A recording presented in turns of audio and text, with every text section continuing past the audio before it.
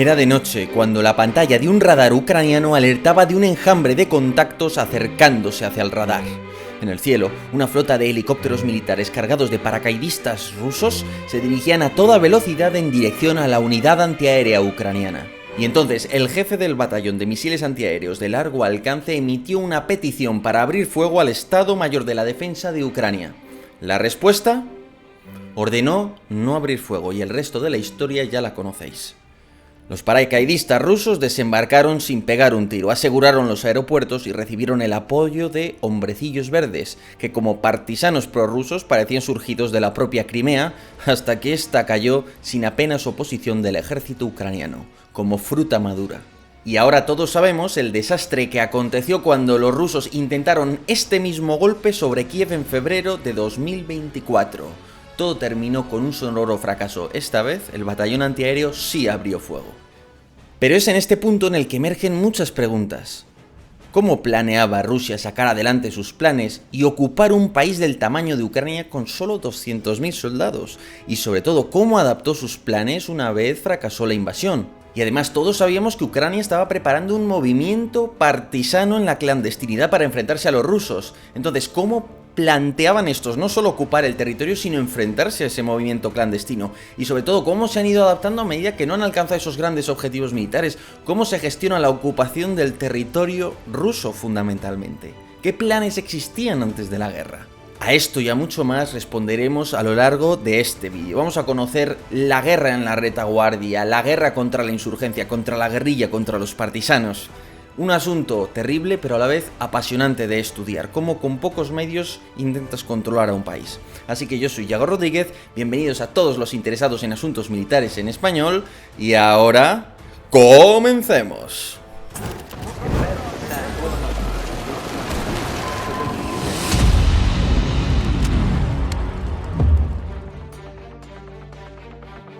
Durante 2021, Vladimir Putin pone en marcha los últimos preparativos para la invasión de Ucrania, y por eso en julio el FSB, antiguo KGB, decide montar el noveno directorio, que creció una barbaridad, pasando de apenas una veintena de agentes a 200, multiplicando sus efectivos por 10. Esta red se organizó por oblast, es decir, por provincias, y por materias. Dentro de las materias se centraron sobre todo en ejercer influencia sobre personas claves en infraestructuras críticas, centrales nucleares, presas, centrales hidroeléctricas, fábricas de munición, y también en parlamentos a nivel regional, a nivel local, a nivel nacional. ¿Y qué logró exactamente esta red? Pues el mejor ejemplo de cómo operó el FSB se describe con dos palabras: Andriy Derchak, el líder del Partido de las Regiones, caracterizado por su rusofilia y porque llegó a dirigir Energatom, la agencia nuclear de Ucrania. El caso es que Derchak no solo tenía puestos clave en la administración, sino que se dedicó a formar atentos a una empresa de seguridad privada. ¿Con qué objetivo? Bueno, una empresa de guardias jurados, ¿no? El típico guardia que se coloca en universidades, en infraestructuras de segunda. ¿La cuestión cuál es? Que la idea no era montar una empresa de seguridad privada, la idea era emplear los cuadros de esa empresa a futuro como una fuerza para facilitar la ocupación de los rusos. Aunque todo hay que decirlo, aquí tenemos una insignia, no sé si la veis, del grupo alfa de la policía, de los Spetsnaz, de la policía ucraniana pre-2014. ¿Y por qué os comento eso? Porque ya en Political Room tenemos varios artículos de un autor anónimo que explicaba todos los problemas, toda la porosidad, toda la infiltración en los servicios secretos en el Estado y en la policía de Ucrania. Es decir, que esto casi era una nota más dentro de esa amplia red que habían tejido los rusos de influencia dentro de Ucrania para facilitar tanto el espionaje como, luego lo veremos, la ocupación. Pero volvamos a la invasión, es decir, ¿cuál era el plan de los rusos? Una vez capturo el territorio, tengo que asegurarlo y sé que me van a esperar partisanos organizados por la inteligencia militar ucraniana. Pues la idea inicial era aplicar el modelo de contrainsurgencia que Rusia ya conocía, el modelo checheno. Una vez ocupado el territorio, los agentes locales del noveno directorio, esparcidos por todo el país, serían el núcleo del aparato de inteligencia, los ojos y los oídos del régimen de ocupación, para cuya misión formarían lo que se conoce como TOG, o grupos operativos temporales.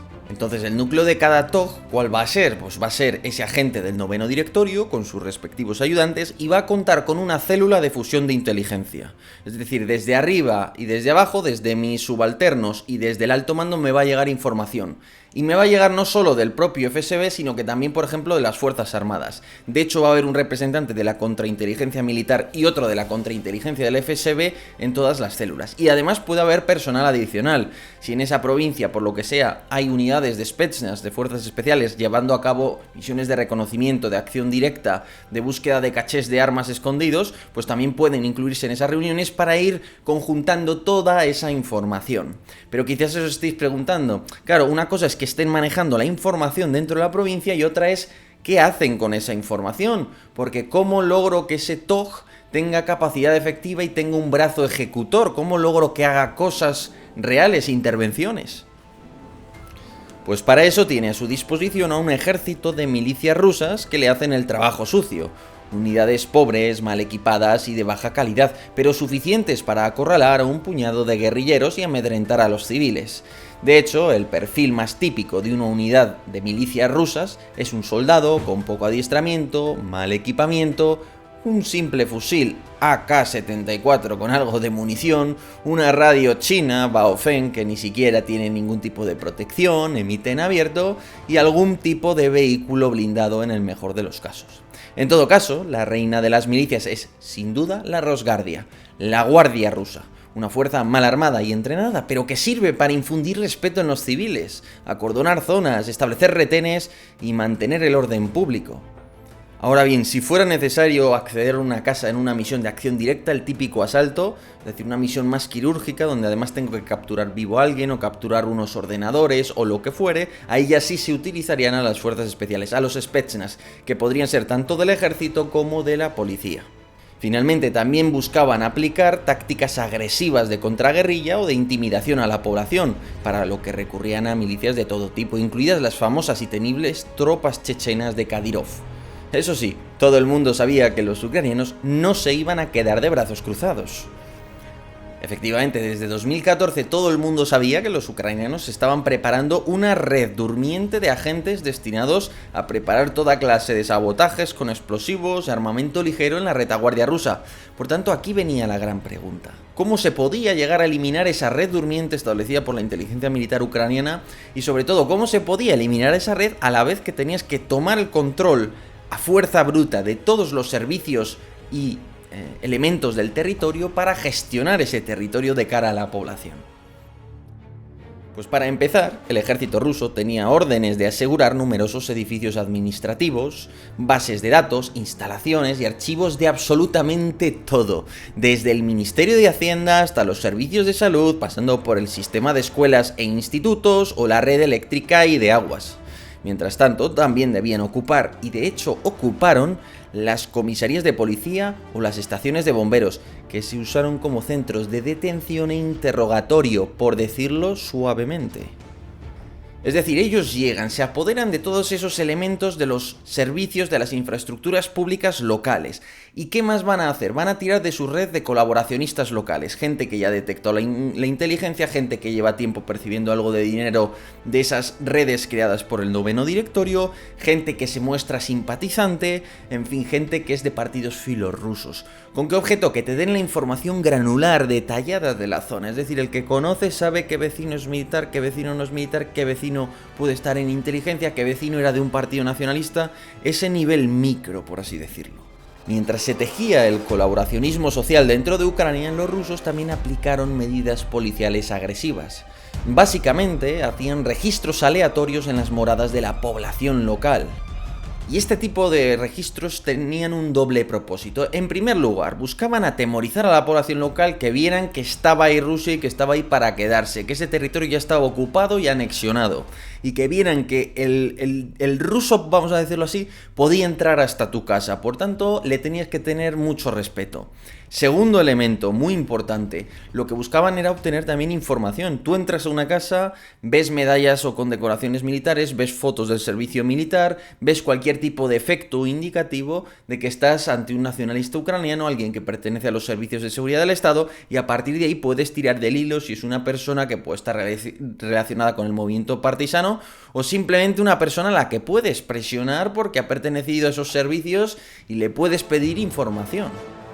Ahora bien, ni todas estas medidas pudieron evitar que los partisanos ucranianos centraran su campaña de sabotajes contra los puentes y las vías férreas que el ejército ruso necesitaba desesperadamente para abastecerse.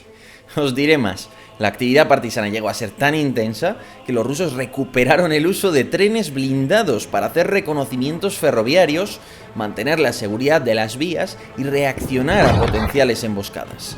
De hecho, contra todas estas acciones, los rusos estaban tan nerviosos de que un simple civil diera información que supusiera un ataque de artillería, un ataque de las guerrillas de las fuerzas especiales, que empezaron a hacer registros aleatorios de smartphones. Es decir, a ti te paraban en un retén, te pedían que sacaras el móvil, que lo desbloquearas y te revisaban.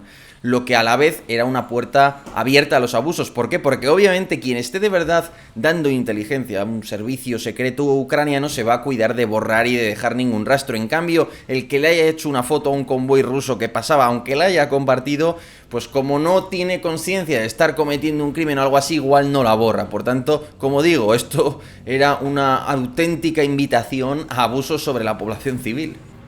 Y a ver, es cierto que los ucranianos lo que hacían era confiar en la población civil y su red de informantes en territorio ocupado para que estos hicieran inspecciones visuales de objetivos atacados, monitorizaran los movimientos de tropas o proveyeran información sobre los colaboracionistas rusos para posteriormente atentar contra ellos. Y es que cazar a un informante de este tipo, como tenga un buen móvil, tengan unos códigos bien planteados, unos modos de transmitir la información mínimamente seguros, es muy difícil, requiere un trabajo cibernético muy fino que, como digo, pues es casi imposible de cazar. Pero lo que debería haber sido más sencillo para los rusos era enfrentarse a los Spetsnaz ucranianos, las fuerzas especiales al servicio de la inteligencia militar encargadas de ejecutar las operaciones reales, que fundamentalmente consistían en plantar bombas, inutilizar componentes de la red de ferrocarril y en contadas ocasiones hacer uso de drones o de armamento ligero. De hecho, en los peores momentos de la guerra para Rusia hubo ocasiones en las que se produjeron tiroteos y guerrilla urbana directa en Jersón, amenazando la seguridad de la retaguardia de toda la cabeza de puente rusa. Un auténtico levantamiento guerrillero. Entonces, en general, podemos decir que los rusos no han logrado evitar y aniquilar la lucha partisana que incluso a día de hoy se sigue produciendo, pero simultáneamente, la lucha partisana podría haberse recrudecido y podría ser mucho más grave de lo que es hoy, de no ser por las medidas que han tomado y sobre todo por una medida en particular que tenemos que destacar, porque esto es el corazón de lo que ha hecho Rusia. Me estoy refiriendo a la red Spectrum, al sistema Spectrum. Spectrum es la arquitectura digital del FSB que se encarga de digerir y fusionar toda la información procedente del resto de bases de datos. Ahí están las plataformas que alimentan Spectrum como Magistral, Peskov o Sherlock, que introducen toda clase de información, billetes de vuelo, facturas, gastos, inversiones, cualquier tipo de información fiscal, contable, burocrática va a esa red. Y luego además, Spectrum tiene acceso a bases de datos de otros ministerios. Por ejemplo, el Ministerio de Hacienda, por ejemplo, el Ministerio de Justicia, por ejemplo, el Ministerio de Interior. Toda esa masa de información se fusiona con Spectrum. Pero es que además Spectrum es el portal de contrainteligencia, por tanto también se alimenta con la información que recopilan los propios agentes del FSB gracias a su red de espionaje y colaboracionistas locales. Y a partir de ahí Spectrum es capaz de fusionar, analizar toda esa información, mapear la sociedad ucraniana, buscar zonas incluso geográficas donde se produzca una resistencia particular de la población local e incluso te permite emitir informes de manera automatizada, de tal manera que la red sea capaz de darte directamente un informe bastante resumido a diario para que sepas cuáles son las claves. Esta especie de ciclo de inteligencia trabajaba con ciclos de unas 24 horas, bastante rápido para lo que solían ser los rusos, y permitía generar alertas que se trasladaban a los mandos militares para que estos a su vez adoptasen medidas para mantener el control del territorio. Por tanto, esta es la historia. En realidad, el nodo principal de la campaña contra insurgencia rusa es la red Spectrum y toda la información que gestiona, combinada con las acciones cinéticas de atemorizar a la población, de hacer ver que estás ahí, de infundir cierto miedo a través de las milicias chechenas, de la Rosguardia y de esos elementos que de alguna manera presenta el noveno directorio y controla el noveno directorio. En todo caso, lo importante también es entrever cómo con una red de 200 agentes, que es lo que tenía el noveno directorio, junto a otros directorios, en realidad del FSB y otras agencias, ¿no?, del Estado ruso, pues sí se puede, claro que se puede controlar un país del tamaño de Ucrania. Hay gente que cree que 200.000 hombres son insuficientes, pero 200.000 hombres eran la fuerza de invasión. Después venían otros varios cientos de miles, incluso de milicias, más los colaboracionistas locales, más la empresa de seguridad privada del otro, y sobre todo tener en cuenta que la contrainsurgencia, una vez logras un mínimo apoyo local del 20 al 30% de la población, lo que necesitas es que el restante de la población no sea contraria a ti, es decir, que sea al menos neutral, aunque no les gustes, que no actúe contra ti, no dé información contra ti, tenga suficiente miedo como para que eso no suceda habitualmente, y necesitas simplemente manejar bien la información, la guerrilla es algo muy pequeño, muy difícil de detectar, y necesitas gestionar muy bien todo eso para averiguar dónde están esas pepitas de oro, por así decirlo. Hasta ahora, ¿qué ha sucedido en conclusión? Que la guerrilla y la contraguerrilla, la insurgencia y la contrainsurgencia siguen en Ucrania, hay sabotajes cada poco tiempo, hay sabotajes y saboteadores de todos los perfiles, desde un tipo de la inteligencia militar a un voluntario reclutado dentro de Rusia que va con una palanca y golpea un transformador de una vía de ferrocarril. En fin, hay mil maneras y mil modos de sabotear que se han utilizado, pero en todo caso es algo que sigue activo, es algo de otro lado muy interesante, obviamente. Pero bueno, dicho esto, como siempre, muchísimas gracias por aguantarme, muchísimas gracias a todos por estar ahí. Es un tema duro, porque también estaba el tema de los interrogatorios y tal, pero es interesante también comprender cómo se ocupa un territorio, ¿no? Dicho esto, como siempre, muchísimas gracias a todos por estar ahí, que tengáis un buen día, y si queréis apoyarme en Patreon o en The Political Room, os invito a suscribiros echándole un vistazo a los enlaces de ahí abajo. Así que lo dicho, muchas gracias a todos por estar ahí y hasta otra. Un saludo.